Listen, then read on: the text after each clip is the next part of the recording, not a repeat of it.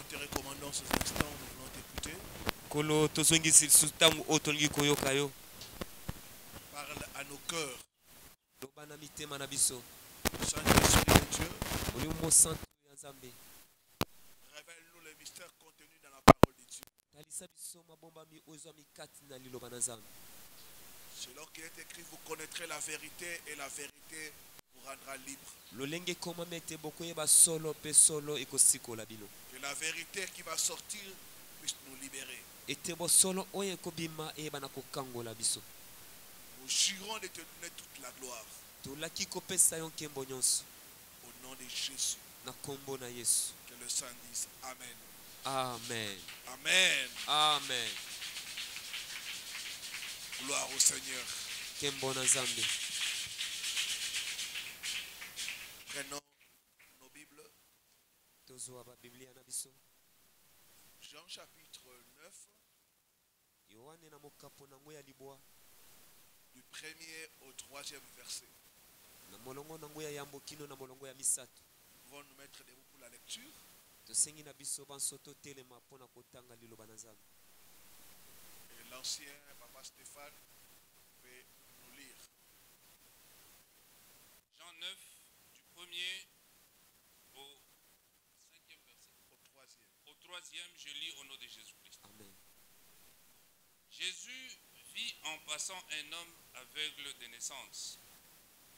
Ses disciples lui firent cette question.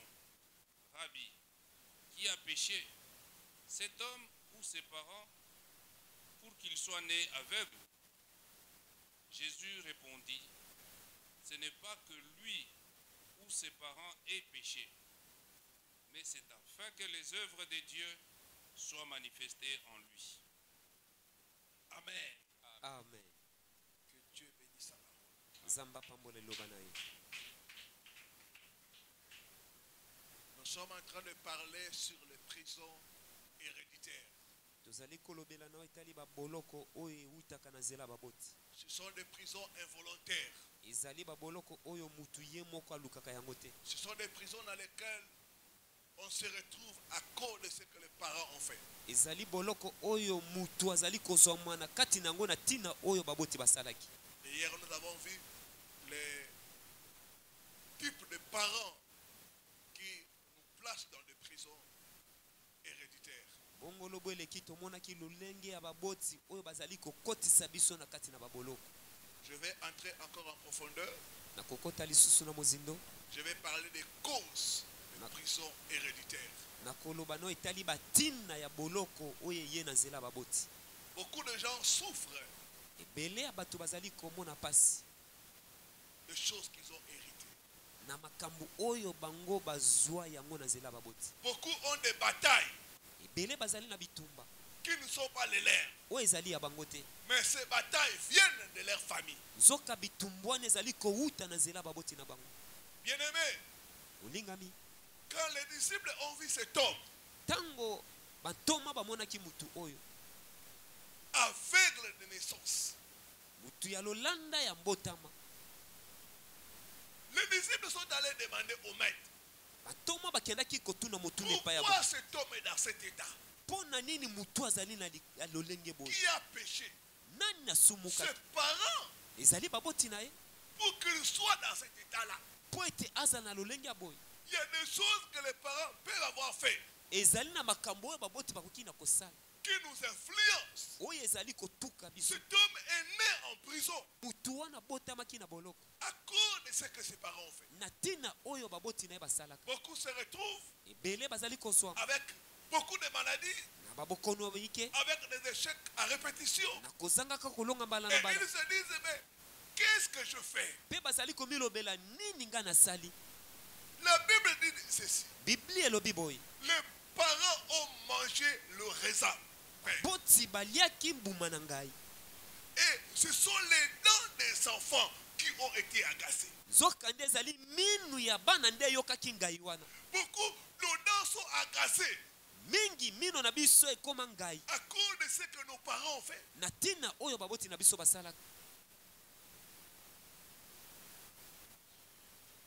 On dit les parents ont mangé le raisin vert. alobi ete baboti baliaki reze ya ngai. Mais ce sont les dents des enfants qui souffrent. Nzoka nde ezali nde minu ya bana nde ezali konyokwama. Beaucoup nous souffrons. Ebele tozali Mais ce konyokwama que nos parents ont fait. na oyo baboti na biso basala. Quelles sont les causes de prison héréditaire? Nini oyo batina ya baboloko oyo euti na nzela Première baboti. cause, Tina ya yambo les péchés des parents. lisumu ya baboti. 2 Rois, chapitre 5, du verset 25 au verset 27. On peut nous prendre cela. Batengeli biso Les péchés des parents lisumu ya baboti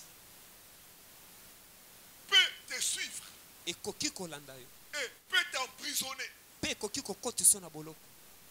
Il y a certaines choses que nos parents ils ont fait. Ezali na makambo oyo baboti na biso basala Et ces choses-là mpe makambo wana peuvent avoir des conséquences sur nous. ekoki kozala na mbano likolo na biso. Dieu dit, j'ai puni l'iniquité des parents sur les enfants.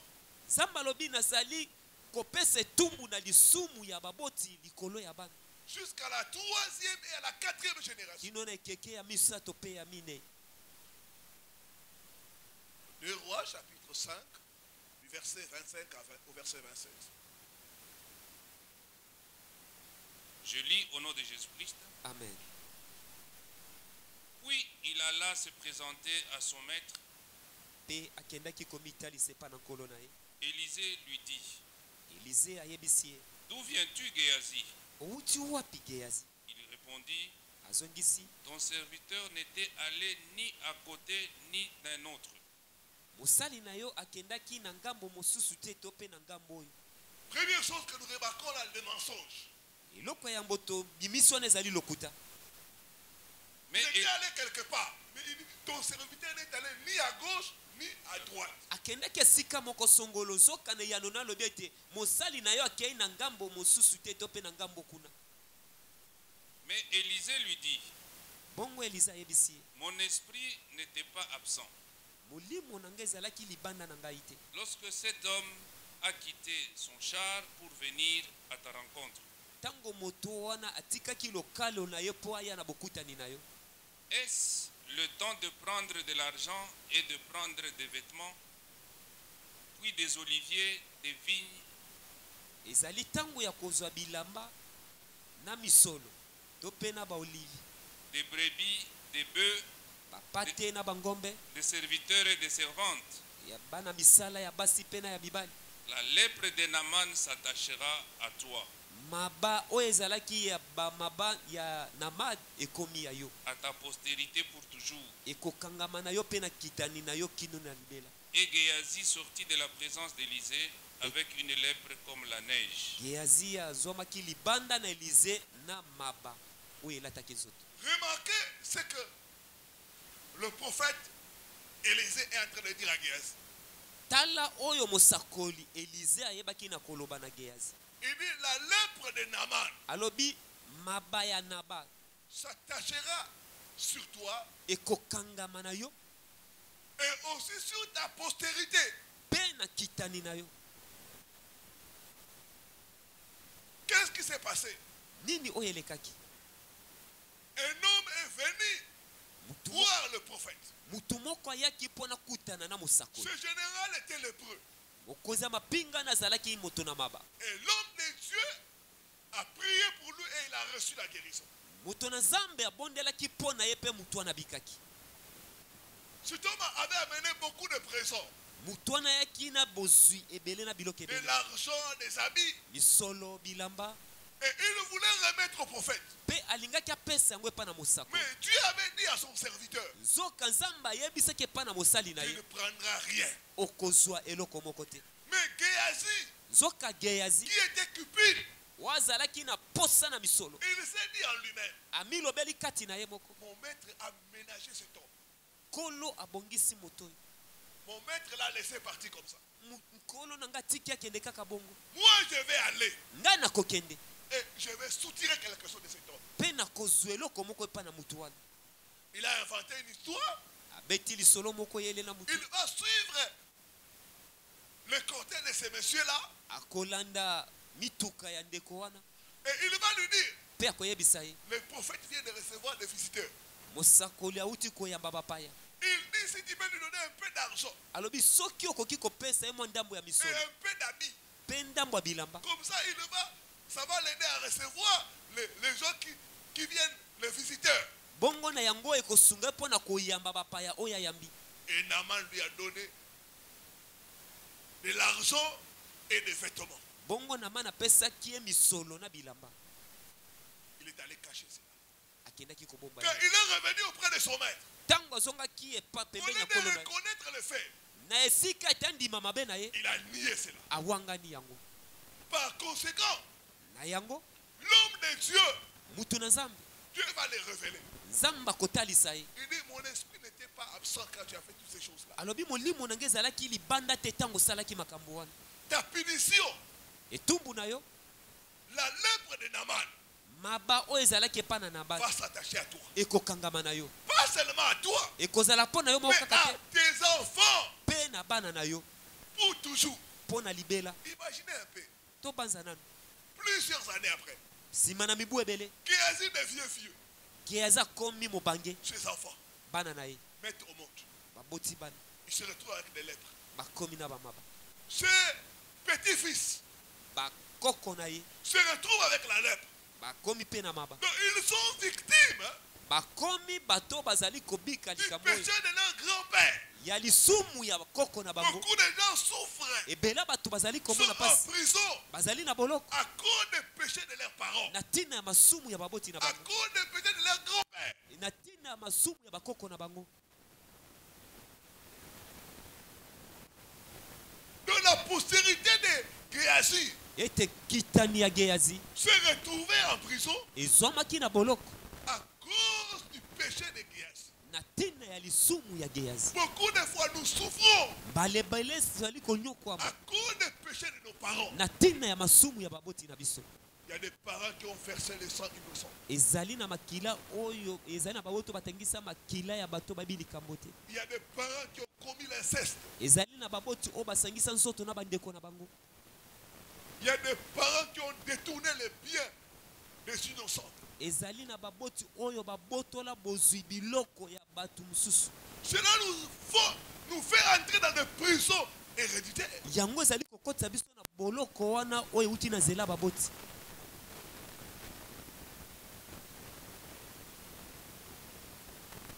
J'ai reçu le cas d'une maman. nayambaki mama moko Elle, ye son père tata na ye était un ancien portugais. Un ancien portugais. oui azalaki mutu ya Portugal. Et le père maintenant de son grand-père, tata mpe ya koko na ye c'était parmi les colons. azalaki kazwamaki azalaki kati na mindele oyo bayaka kokonza ekolo Kongo, Qui vendaient des esclaves, obandaki koteka bato baumbu qui maltraitaient les gens. oyo babandaki konyokola bato.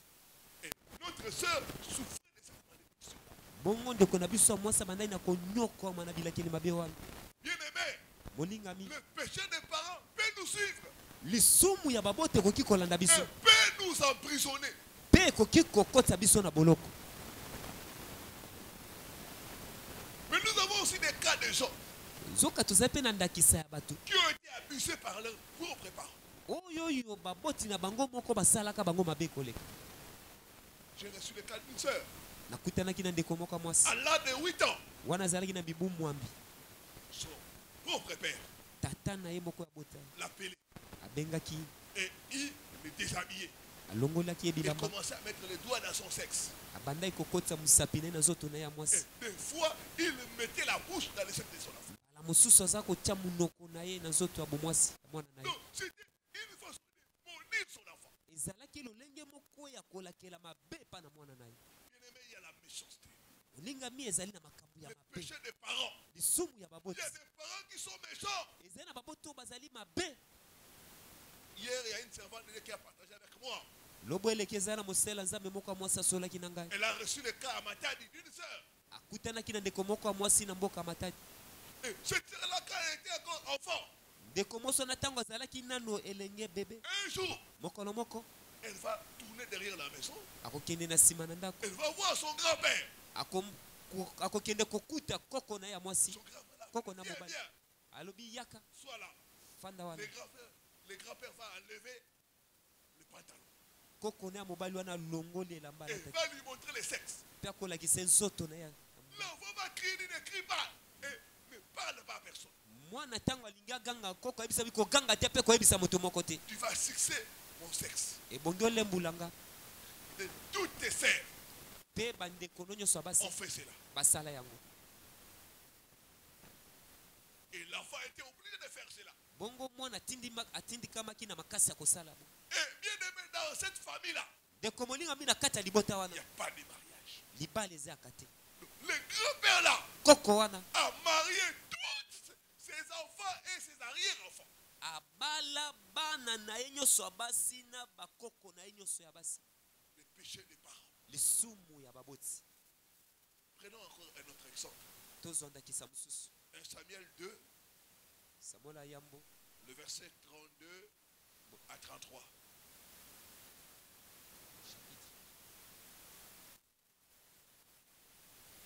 J'ai reçu le cas d'un papa nakutanaki na tata moko dans la cure d'âme. wana na kosololaka Il m'a dit, pasteur, ayebisika mobateli pate une fois j'étais en train de conduire les véhicules, mbala moko na banda kokumba motuka j'ai cogné une personne. nayebi mutu natutaki mutu moko Cette personne était morte. mutu anakufaki J'ai fui. nakimaki Il dit, pasteur, je ne sais pas. ali mobateli pate nayebi te Si mes enfants souffrent à cause de cela, soki bana na nga bazali konyokama na ntina likambo wana à entendre vos enseignements, nakoyokaka mateya na yo j'ai versé le sang innocent. nasopaki makila ya mutu ayebi likambo te Dieu dit, tu ne verseras pas le sang d'un innocent. nzambe alobi okosopa makila ya mutu ayebi likambo te Le péché des parents. lisumu ya baboti 1 Samuel 2, 32 à 33. Jésus-Christ. amen Tu verras un adversaire dans ma demeure, tandis qu'Israël sera comblé de biens par l'Éternel. Et il n'y aura plus jamais de vieillard dans ta maison. Il n'y aura plus jamais de vieillard dans ta maison. ekozala lisusu na mibange te na kati na ndako na yo Donc, là, c'est la malédiction de la mort précoce. wana ezali bilakeli mabe ya kokufa na bolenge Continuez, papa. Je laisserai subsister auprès de mon autel l'un des tiens, afin de consumer tes yeux et d'attrister ton âme. Mais tous ceux de ta maison mourront dans la force de l'âge. Tous ceux de ta maison baoya nyonso ya ndako na yo mourront à force de l'âge. bakokufa wana nanu bazali balenge na makasi Là, nyonso on parle du sacrificateur Élie. wana bazali koloba na ntina motumbi mbeka eli Ses enfants bana na ye commettaient l'abomination dans le temple. babandaki kosala makambo ya bosoto na tempelo En tant que sacrificateur, wana ye azalaki motumbi mbeka ses enfants l'aidaient dans le service. bana ne bandaki kosunga ye na mosala wana Parce que c'était des Lévites. po ete balewi Mais ces enfants-là nzoka bana wana volaient les offrandes, babandaki koyiba mabonzi couchaient avec les femmes babandaki kosesa nzoto na basi dans les temples. na kati na tempelo Ils profanaient la maison de Dieu. bandaki kobebisa ndako na nzambe Et le Seigneur était irrité. bongo nzambe atombokaki Et le sacrificateur Élie savait ces choses-là. bongo motumbi mbeka elipa ayebaki makambo wana Tellement il aimait ses enfants, lokola bandaki kolinga bana na ye il ne blâmait pas ses enfants. abandaki kogangela bango te Et jusqu'à ce que Dieu va s'irriter. kino nzambe akokende kotomboka Il dit, parce que tu ne m'as pas honoré. alobi lokola yo opesinga limemia te Tu as laissé tes enfants faire n'importe quoi dans les temples. otiki bana na yo basala nyonso bango balingi na tempelo Voici la malédiction que je prononce tala bilakeli mabongana ezali koloba sur toi likolo na yo et sur ta descendance. mpe likolo ya kitani na yo Dans ta famille, na libota na yo il n'y aura pas de vieillard. ekozala na mibange te Les gens vont mourir à force d'âge. bato bakokufa wana ezali nano bilenge na makasi Vous savez, il y a des familles où les gens meurent à 40 ans. Oyebe tezana na babota bato bakufa wanza 50 ans, mibu tukumi ne 45 ans. mibu tukumi sato na Donc mitano. les gens meurent à force d'âge. Bato bazali kokufa na bolenge na makasi nyonso. Le péché des parents. Lisumu ya baboti. Il y a des choses que les parents ont fait. Ezali na makambu oyo baboti Il basala. y a des péchés qu'ils ont commis Ezali na masumu bango qui basala. amènent des situations comme ça. Oyo ezali komema makamba lolenge oyo.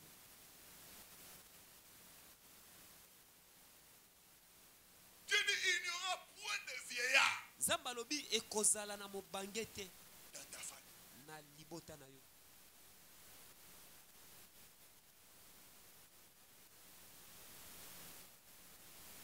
Le péché des parents Lisumu ya baboti peut nous conduire ekoki komema à biso des prisons héréditaires. na baboloko oyo uye na nzela baboti. Deuxième chose, Likambo ya mibale les mauvaises dédicaces. kokabama ya mabe. Luc 2, versets 22 à 24. Ici nous voyons, Awa tozali komona quand notre Seigneur est né, tangu kolo na biso abotamaki on l'a présenté batalisaki ye au temple. na tempelo.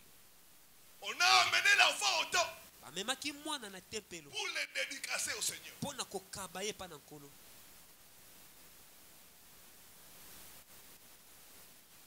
Mais beaucoup d'entre nous, Nzoka mingi kati na biso quand nous sommes nés, tangu tobotama dans quel temple on nous a amenés? na tempelo nini bamema biso? Monsieur papa, Luc 2, 22 à 24, je lis au nom de Jésus-Christ. Et quand les jours de leur purification furent accomplis, selon la loi de Moïse, Joseph et Marie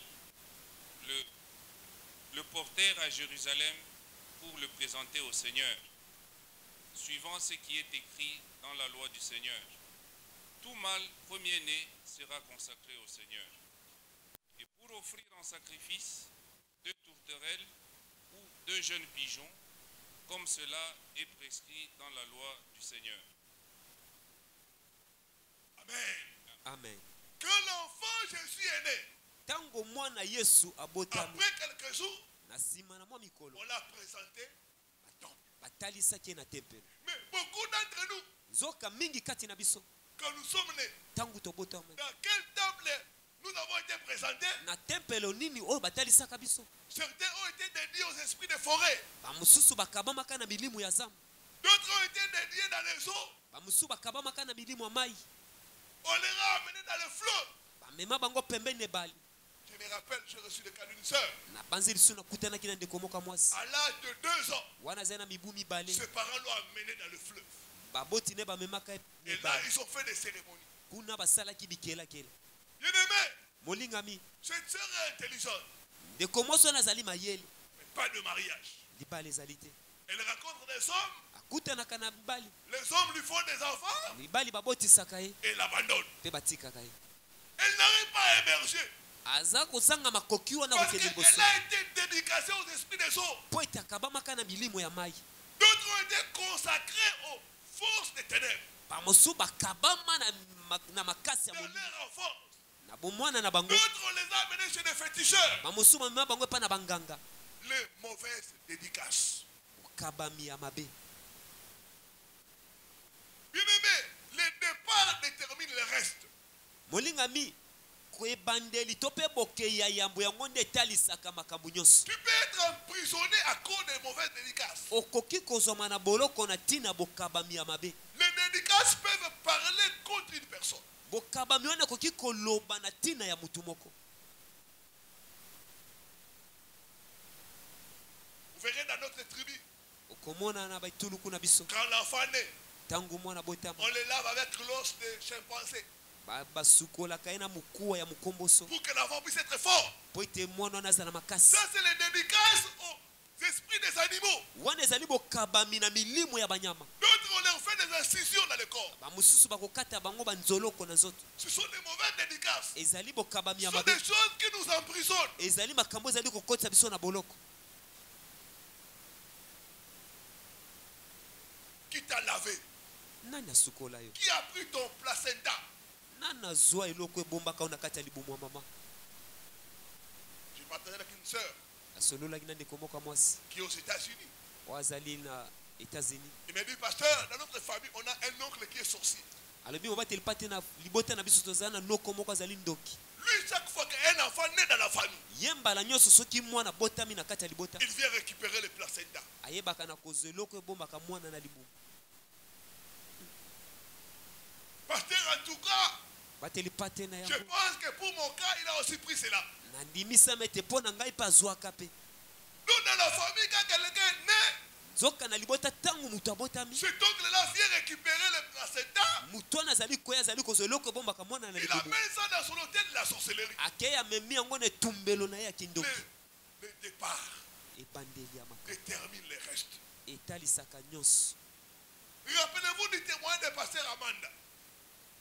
bomibanza lisusu na litatoli ya paster Moïse. Il nous dit que quand il est né, alobi ntango ye abotamaki on l'a amené dans le temple de la Rose Croix. bamemaka na tempelo ya C'est Rose son Croix père. na tata na ye. Il dit, moi je ne suis pas entré dans cette loge-là. alobi ngai nakotaka na ngai na makambo wana te. Moi je suis né dans cette loge. ngai nabotama na makambo wana. Où est-ce qu'on t'avait amené? bisika nini bamemaka yo? À quelle force tu as été consacré? na nguya nini oyo kabamaka? Quelles sont les circonstances qui ont entouré ta naissance? makambo nini oyo esalamaka ezingaka mokolo ya mbotama na yo? Notez avec moi trois vérités concernant les dédicaces. Tu es marié à toute force à laquelle tu as été dédicacé. babalisa yo na nguya nyonso oyo bakabaka yo. Tu es marié à toute force à laquelle tu as été dédicacé. babalisa yo to mpe obala na makasi oyo bakabaka yo. Si on te fait une dédicace dans les eaux, soki bakabaka yo na mai donc tu es marié à la sirène. ete ozali mwasi to mpe mobali ya mami wata. Donc tu es marié aux forces des eaux. ete obala na yo makasi to mpe nguya ya C'est mai. pourquoi beaucoup sont dans l'église. na yango ebele bazomi kati na eglize. Mais ce sont des poissons. nzoka bazali bambisi, D'autres ce sont des sirènes. bamosusu bazali bamami D'autres wata, des crocodiles. bamosusu bangando. Parce qu'ils ont été dédiés à ces forces-là. mpo ete bakabamaka na nguya wana. D'autres ont été dédiés aux esprits des serpents. bamosusu bakabamaka na nguya ya nyoka. C'est pourquoi tout le temps, vous voyez toujours des serpents. na yango mbala nyonso omonaka kaka banyoka. Vous dormez à côté d'un serpent. olali ozali kolala pembeni na nyoka. Des fois, vous voyez les serpents vous entourer. mbala mosusu ozali komona nyoka kolinga nzoto na yo. Donc, tu es marié à toute force à laquelle tu as été dédicacé. etalisi ete obalisami na makasi nyonso bakabaka yo epa na yango. Donc, tu es emprisonné par cette force-là. ete ozwami na boloko na makasi wana. Donc, nous devons briser les prisons des mauvaises dédicaces. ebongi tokweyisa baboloko nyonso tu ya bokabami ya mabe. Au nom, de jésus christ. au nom, de jésus christ. j'ai reçu le cas d'une soeur de 45 ans, nakutanaki na ndeko moko ya mwasi akokisi mibu 15. pas mariée. libala ezali te. Chaque fois qu'elle a un homme, l'homme l'abandonne comme ça, sans rien. mbala nyonso akutana na mobali, mobali akosundola ye kaka boye wana asala eloko te. Et quand elle a commencé à me raconter son histoire, bongo ntango abandi kobetela ngai, sa mère était stérile. mama na ye abanda akobota te. La maman est allée consulter un marabout. mama akendaki koluka marabu moko. Et le marabout lui a dit, bongo marabu ayebisaki ye, maman, mama il y a deux choses devant toi. eza na makambo mibale liboso na Soit yo, l'argent, to mpe misolo soit l'enfant. to mpe mwana. Comme ton premier mariage a été détruit parce que tu étais stérile, lokola libala no ya yambo ebebisamaki mpo yo bandaki na kobota te, qu'est-ce que tu vas choisir? nini oyo kopona? La maman va dire l'enfant. mama ayebisa alobi mwana. Et passé quelque temps, la maman va tomber enceinte. na mwa nsima mikolo mama akoya kokumba zemi. Quand la maman est devenue enceinte, ntango mama akomaki na zemi, après avoir mis au monde, na nsima ya kobota elle est allée voir ces marabouts-là. akendaki lisusu kokutana na marabu wana. Voici l'enfant. tala mwana. Et on a fait des cérémonies. mpe basalaki bikelakele. Les origines, les dédicaces Tu es marié bali aux forces auxquelles tu as été dédicacé. na makasi oyo bakabaka yo. Deuxième vérité concernant les mauvaises dédicaces. Bosolo bibali no etali bokabami ya mabe. C'est pourquoi Na yango il y aura les divorces au nom de Jésus. ekozala na bokabwani na kombo na Nous Yesu. allons te séparer de ces forces-là au nom de Jésus. Tokokabola yo na makasi wana na kombo na Yesu. Au nom De Jésus-Christ. tu es la propriété des forces auxquelles tu as été consacré. Ozali oyo ya nkolo ya makasi oyo bakabaka yo. Tu leur appartiens. Ozali ya bango. C'est pourquoi à tout moment, Na yango mbala nyonso ils peuvent te reprendre. bakoki koya kozwa yo. Tu es à eux. Ozali ya bango. Il y en a qui sont à l'église, Ezali ba oyo bazwa qui l'église. sont en train d'adorer Dieu. Oyo bazali kogumamela nzambe. Mais dans les rois de Dieu, vous savez que celle-là, c'est un serpent. Nzoka na mokili na molili bayeba ete oyo azali nyoka. Ça, c'est un crocodile. Wana ngando. Ça, c'est une lionne. Wana azali kosi. Tu leur appartiens. Ozali ya bango. Même si tu es à l'église, Ata soko ozali à l'église. cause de ce que tes parents ont fait des mauvaises dédicaces, Na tina oyo baboti basalaka mabe ya bokabami ya mabe. tu es leur propriété. Ozali oyo ya bango.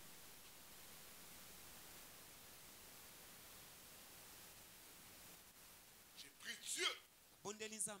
que je puisse sortir des mauvaises dédicaces au nom de Jésus. Ete bana kobima na bokabami ya mabe na kombo na Yesu. D'autres fois, vous voyez l'enfant Bala mosusu bomona mwana très petit. wana azali nanu muke. Comme une soeur qui me racontait, dit, pasteur, Lokola ndeko mwa mosa betelanga lisolo mobateli pati. moi quand je grandissais, Taungana bandai kokola. quand on me lavait Tao bandai kosukolanga à l'extérieur, na libanda.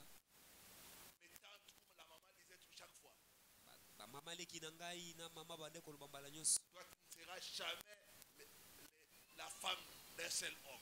Yo kozala mwasi ya mobali moko Toi tu te. vas nous amener l'argent dans Yo la famille. komemela biso misolo na Tu auras libanda. toujours des hommes riches. Okokutana na mibali ya boswi. On lavait l'enfant comme ça. Bandai kosukola mwana na kolobaka bongo. Toi tu seras, les hommes vont se bousculer à cause de toi. Yo mibali bakobanda kobunda mpo na yo. Ce sont des dédicaces. Ezali bokabami. Donc la sœur a été dédicacée aux esprits de prostitution. Talisa ete ndeko mwasi akabamaki na milimo ya kindumba. D'autres vous êtes là. Bamosusu bozali awa. Dès que tu es né, Ntango botamaki. on t'a donné le nom de ton père. Bapesaki yo kombo ya tata na yo. On dit, ah, le papa qui était mort, il est revenu. Balobi tato ya kufaki ye azongi lisusu. Tu étais bébé. Ozalaki nanu mwana muke bebe. Les gens te disent, ah, mon père, Bato bazobenga yo tata. c'est notre papa. Ye nde tata na biso. Il est revenu sous forme de l'enfant. Azongi na lolenge ya mwana. Comme un ami, Lokola moninga moko. par ignorance, Na kozanga koyebana. il appelait sa petite fille là. Ça, c'est ma mère. Abandai kobenga mwana na ye ya muke ya mwasi. Ye nde mama na ngai. Je lui ai donné le nom de ma mère. Napesi ye C'est kombo ya mama na. l'homonyme de ma mère. Ye nde ndoi ya mama. Et quand l'enfant pleure, il dit, ah, je ne veux pas que la maman puisse pleurer. Tangu mwana aleli alobi te nalingi te mama na ngai alela. Ça, c'est faire entrer dans l'enfant un mauvais esprit. Wana ezali kokotisa epa na mwana molimo moko ya Même mabe. dit, mon peuple est détruit. Yo bete libota na ngai ezali kobebisa. Faute de connaissances. Tina kozanga Sur koyeba. cette montagne de 21 jours, Likolo ya ngomba oyo babongisa il tumba y aura la délivrance au nom de Jésus. ekozala bokangola na kombo na Yesu. Ekozala bokangola na kombo na Yesu. Ekozala bokangola na kombo na Yesu. Ekozala bokangola na kombo na Yesu. Ekozala bokangola na kombo na Yesu. Tu sortiras de ces prisons au nom de Jésus. Okobima na boloko wana na kombo na Yesu. L'autre, tu étais enfant. Bamosusu ozalaki nanu mwana. Un vieux là passé. Là, c'est ma femme. Mobange moko bandai koleka bi oyo mwasi na ngai. Ma femme. Mwasi na ngai. Je laisse quelques billets pour que vous puissiez acheter à ma femme les bonbons. Natiki mwa misolo mpo bosombela mwasi na ngai ta bombo. Ça, c'est des mariages spirituels. Wana ezali libala Comment molimo. l'enfant, le but avant, vous dites oui, Bino mpe bolobi yo. ton mari est passé. Mobali no ayuti oleka. Atiki elombonga bombo. Mon peuple est détruit. Bota na ngai ezali kobebisa. Faute de connaissance. Natina kozanga koyeba.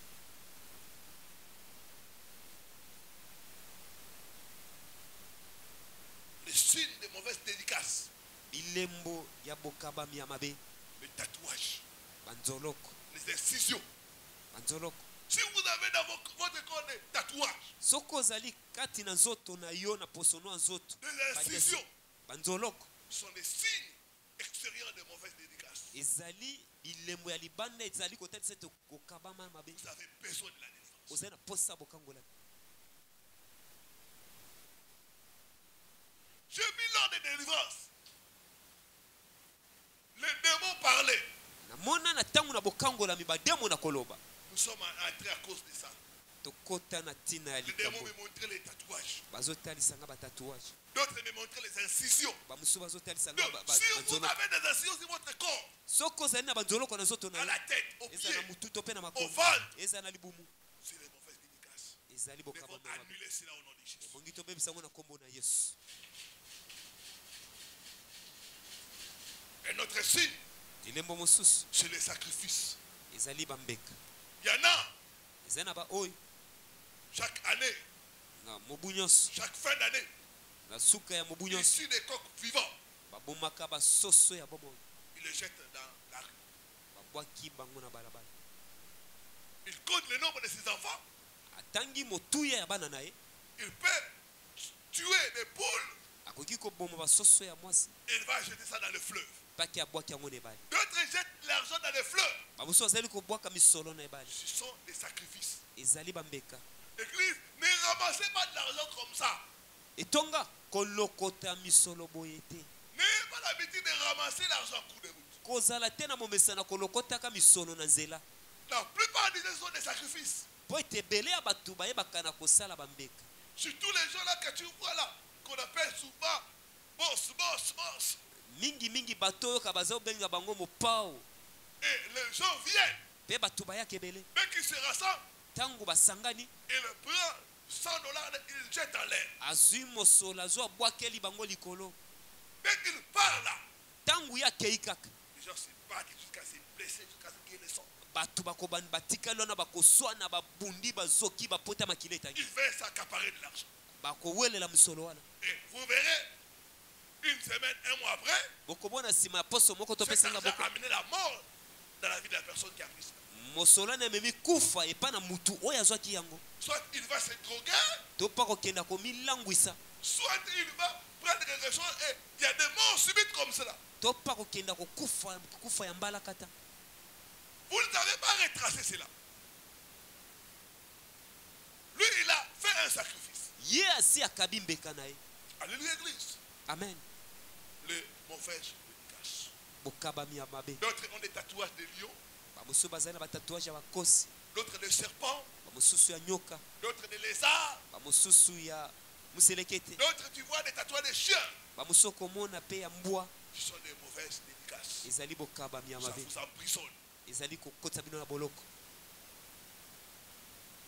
J'ai pris Dieu nabondeli nzambe que toute forme de prison ete lolenge nyonso ya boloko soit brisée au nom de Jésus. epebisama na nkombo na yesu. Dis vraiment au nom de Jésus. Au nom de Jésus, J'annule j'annule les mauvaises dédicaces les mauvaises dédicaces faites par mes parents. faites par mes parents. J'annule cela au nom de Jésus. J'annule cela au nom de Jésus. Toute cérémonie Toute cérémonie qui s'est passée qui s'est passée lors de ma naissance, lors de ma naissance, j'ai détruit cela je détruis cela au nom puissant de Jésus. au nom puissant de Jésus. J'annule tout sacrifice J'annule tout sacrifice qu'on a fait à mon nom qu'on a fait en mon nom par mes parents. par les parents. J'annule ces sacrifices J'annule ces au sacrifices nom puissant de Jésus. au nom puissant de Jésus. Toi, démon de mauvaise dédicace, Toi, démon de mauvaises dédicaces, libère-moi maintenant. libère-moi maintenant. Libère-moi maintenant. Libère-moi maintenant Au nom puissant de au nom puissant de Jésus-Christ. Jésus.